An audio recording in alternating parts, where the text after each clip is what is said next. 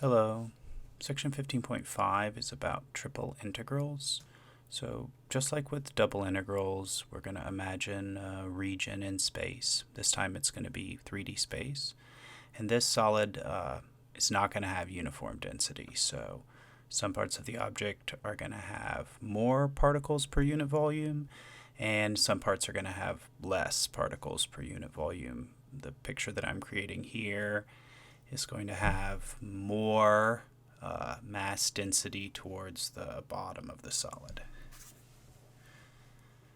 Now, it doesn't just have to be mass per unit volume, depending on your application. This could be charge per unit volume, or perhaps price per unit volume.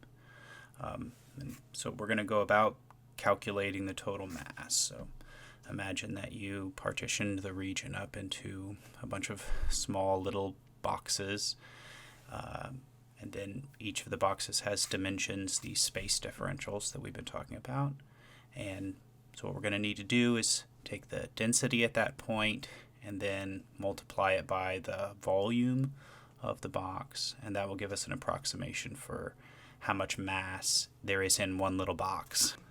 Then if we added up all the masses of all of those little boxes, that would give us an estimate for the total mass in the figure. Now, the textbook definition is to use boxes where the walls of the boxes are parallel to the coordinate planes, and then to say that the size of the partition is the largest of the differentials dx, dy, dz.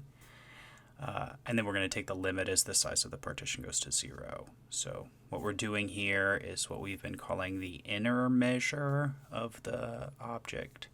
And we're going to say that an object is measurable or integrable when that limit exists. And then just like in 2D, if the density is constantly equal to 1, then you're just calculating the volume of a little box. And so the sum of all those volumes will just give you the total volume.